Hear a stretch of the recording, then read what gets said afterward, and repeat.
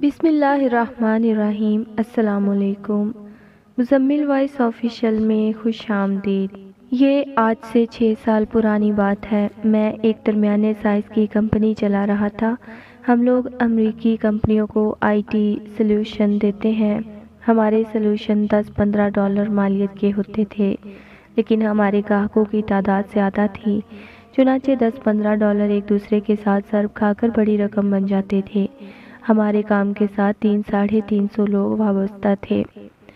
یہ لوگ اپنے گھروں میں بیٹھ کر کام کرتے تھے۔ ہم ان کا کام پول کرتے تھے اور اس کی نوک پلک سنوار کر اسے انٹرنیشنل اسٹینڈرڈ کے مطابق بنا کر کمپنیوں کو بھجوا دیتے تھے۔ ہماری زندگی ہموار اور رواں چل رہی تھی، مگر پھر اچانک صدر اوباما نے پالیسیاں تبدیل کرنا شروع کر دیں۔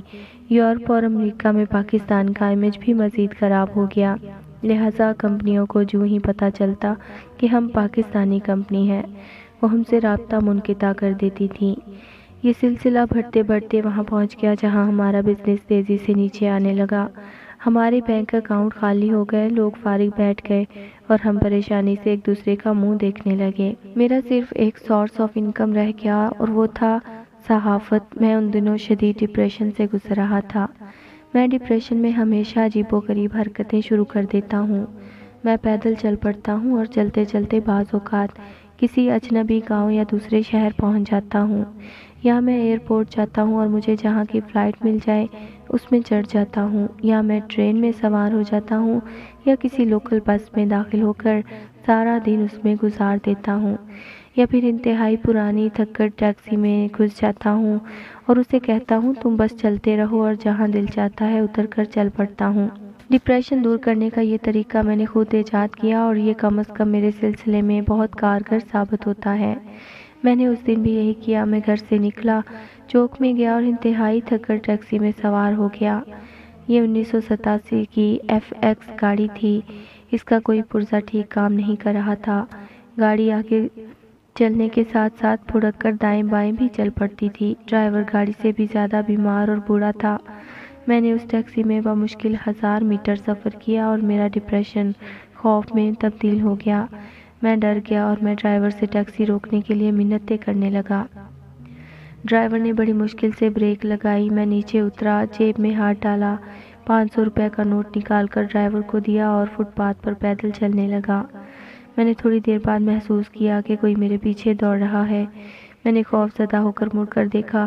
ٹیکسی کا ڈرائیور میرے پیچھے سرپٹ بھاگ رہا تھا۔ میں رک گیا۔ وہ بیمار اور بوڑھا تھا۔ وہ بڑی مشکل سے میرے قریب پہنچا، لمبے لمبے سانس لینے لگا اور جب سانس بحال ہو گیا تو اس نے گلوگیر آواز میں کہا، سر میں آپ کے ہاتھ چومنا چاہتا ہوں۔ مجھے میری نام نہاد کامیابی نے اس لیول تک پہنچا دیا ہے جہاں میرے جیسے چھوٹے لوگ خود کو مقدس سمجھنے لگتے ہیں اور ہر شخص سے توقع کرتے ہیں یہ بھی میرا فین ہوگا۔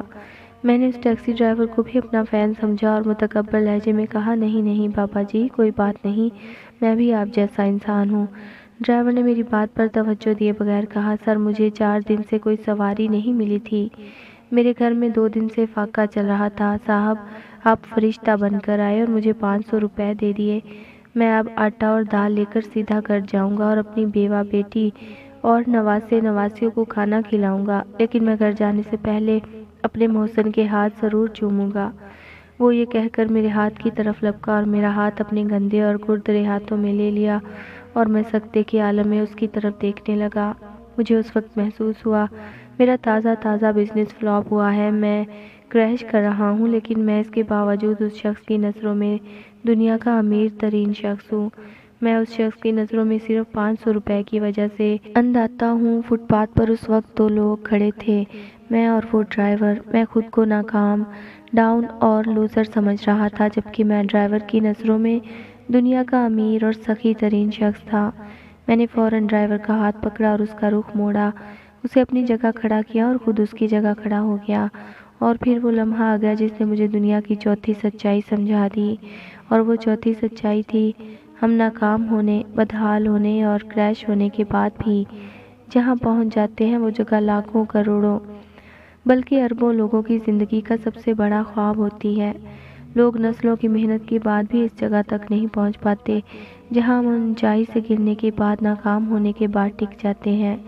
ہمارے ملک میں اس وقت بھی کروڑوں لوگ صرف 500 روپے کے لیے سارا دن فٹ پاتھ پر گزار دیتے ہیں۔ ہمیں جس دن پانی کی بوتل نہیں ملتی اور ہم نلکے کا پانی پینے پر مجبور ہوتے ہیں، نلکے کا وہ پانی کروڑوں لوگوں کی زندگی کا سب سے بڑا خواب ہوتا ہے۔ ہم آدھا برگر اپنی پلیٹ میں چھوڑ کر گھر آ جاتے ہیں۔ لاکھوں لوگ برگر کے اس ٹکڑے کے لیے پوری زندگی آسمان کی طرف دیکھتے رہتے ہیں۔ ہم ریسٹورانٹ میں ٹرائی کرنے کے لیے 4 ڈشیں منگوا لیتے ہیں، پسند نہیں آتی تو چھوڑ دیتے ہیں۔ دنیا میں اس وقت بھی ایسے کروڑوں لوگ موجود ہیں جو ایسے کھانوں کی صرف خوشبو سونگھنے کے لیے کچرا گھروں کا کچرا ادھیڑتے رہتے ہیں۔ ہم چائے کی جگہ کافی پیتے ہیں، لیکن ہمارے دائیں بائیں ایسے لاکھوں لوگ موجود ہیں جن کی نظر میں چائے دنیا کی سب سے بڑی عیاشی ہے۔ ہم رات سوتے وقت گندے مندے کپڑے پہنتے ہیں، ہمارے 4 سال پرانے سلیپر، ہماری ٹوٹی ہوئی پلیٹس، ہماری پھٹی ہوئی کتابیں، خراب کاپیاں اور ہمارے بچوں کے ناکارہ کھلونے، یہ بھی اربوں لوگوں کی زندگی کا سب سے بڑا خواب ہوتے ہیں۔ لوگ آٹے کے ایک تھیلے، گھی کے ایک ڈبے اور سر کے ایک دوپٹے کے لیے سارا دن لوگوں کی دہلیزوں پر بیٹھے رہتے ہیں۔ یہ لوگ اپنے کپڑے خود خرید سکیں، یہ جیب سے پیسے نکالیں اور دکان سے جو چاہیں خرید لیں، یہ مسرت ان کی زندگی کا سب سے بڑا خواب ہوتی ہے۔ یہ اس سطح تک پہنچنے کے لیے گڑ گڑا کر دعائیں کرتے رہتے ہیں۔ ہم میٹرک پاس ہیں، ہم بی اے میں 3 درجے میں پاس ہوئے اور ہم نے 4 سال میں گھسٹ کر ایم اے کر لیا۔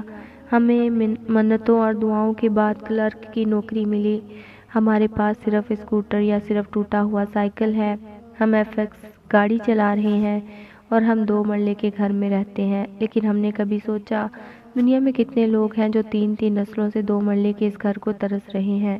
ممبئی اور کولکتہ میں آج بھی لاکھوں لوگ فٹ پاتھوں اور سڑکوں پر پیدا ہوتے ہیں اور پوری زندگی ان فٹ پاتھوں پر گزار کر انہی فٹ پاتھوں پر ہی مر جاتے ہیں، اور میونسپلٹی کے سویپر ان کی لاشیں کچرا گاڑیوں میں لاد کر لے جاتے ہیں۔ آپ اپنی ٹوٹی ہوئی سائیکل خیرات کرنے کا اعلان کر دیں، آپ کے گھر کے سامنے دنگا ہو جائے گا، لوگ ٹوٹی سائیکل کے لیے ایک دوسرے کا سر کھول دیں گے۔ یہ ٹوٹی ہوئی سائیکل ان لوگوں کی زندگی کا بہت بڑا خواب ہے۔ آپ میٹرک کے بعد دائیں بائیں دیکھیں، آپ کو کروڑوں لوگ میٹرک کی صنعت سے محروم ملیں گے۔ یہ لوگ نسلوں سے ہائی اسکولوں کو حسرت سے دیکھ رہے ہیں، لیکن یہ اسکول کی دہلیز کے اندر داخل نہیں ہو پا رہے۔ ہمارے ملک میں کروڑوں لوگ کلرک کی نوکری کے لیے اپنے جیسے لوگوں کے تلوے تک چاٹنے کے لیے تیار ہو جاتے ہیں، اور آپ کو کروڑوں ایسے لوگ بھی مل جائیں گے جو آپ کی پالتو بلی اور جرمن کتے کی خوراک کو حسرت سے دیکھیں گے۔ یہ نسلوں کے سفر کے باوجود اس خوراک تلک بھی نہیں پہنچ سکتے۔ ہمارے ملک میں آج بھی 99% لوگ ہوائی سفر نہیں کر سکتے، یہ ایئرپورٹ کے لاؤنج میں داخل نہیں ہوئے، 60% لوگ پوری زندگی کموڈ پر نہیں بیٹھے، اور کافی کا ذائقہ کیسا ہوتا ہے ملک کے 80% لوگ یہ بھی نہیں جانتے۔ لاکھوں لوگ پیناڈول کی گولی، شوگر کی ٹیبلٹ اور بلڈ پریشر کی دوا کو ترستے مر جاتے ہیں۔ لوگ قصابوں کی دکانوں سے چیچڑے اکٹھے کر کے پکاتے ہیں، اوجریاں ابال کر کھاتے ہیں، لوگوں کے اترے کپڑے پہنتے ہیں، 5 سال لوگوں کے پرانے سلیپر گھسیٹتے ہیں اور حلوے، کیک اور رس ملائی کے ذائقے کو ترستے دنیا سے رخصت ہو جاتے ہیں۔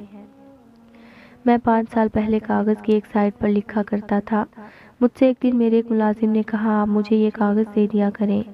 میں نے پوچھا کیوں؟ وہ بولا، سر میں اپنی بیٹی کو دے دیا کروں گا، وہ کاغذ کی صاف سائٹ پر ہوم ورک کر لیا کرے گی۔ میں نے اس کی بیٹی کی کاپیوں اور کتابوں کا خرچ اٹھا لیا اور کاغذ کی 2 سائڈوں پر لکھنا شروع کر دیا، اور میں ریسٹورانٹ میں پلیٹ میں کھانا نہیں چھوڑتا، پیک کراتا ہوں، چوکوں میں کھڑے بچوں کو دیتا ہوں۔ ہم نے کبھی سوچا ہم زندگی میں جس ناکامی، جس محرومی اور جس زوال کو زوال سمجھتے ہیں، وہ زوال، وہ محرومی اور وہ ناکامی کتنے لوگوں کی زندگی کا سب سے بڑا خواب ہوتی ہے۔ لوگ نسلیں خرچ کر کے بھی اس کھجور تک نہیں پہنچ پاتے جس میں ہم آسمان سے گر کر اٹک جاتے ہیں اور باقی زندگی شکووں میں گزار دیتے ہیں۔ وہ بوڑھا ڈرائیور میرے سامنے کھڑا تھا، میں نے اپنے دونوں ہاتھوں میں اس کے کھردرے ہاتھ پکڑ رکھے تھے اور زاروں قطار رو رہا تھا، اور وہ حیرت سے میری طرف دیکھ رہا تھا۔ وہ حیران تھا، میری جیب میں جب 500 روپے کے نوٹ ہیں تو پھر میں کیوں رو رہا ہوں؟ میں کیسے دکھی ہو سکتا ہوں؟ میں اسے کیسے بتاتا میں ناشکری کے مرض میں مبتلا ہوں، اور ناشکری ایک ایسا کینسر ہے جس کا علاج بڑے سے بڑے ڈاکٹر کے پاس بھی موجود نہیں ہے۔ ہم اللہ تعالیٰ سے دعا کرتے ہیں کہ یا اللہ ہمیں ہر وقت ہر حال میں اپنا شکر ادا کرنے کی توفیق عطا فرمانا اور ہم سے راضی رہنا۔ اللہ حافظ۔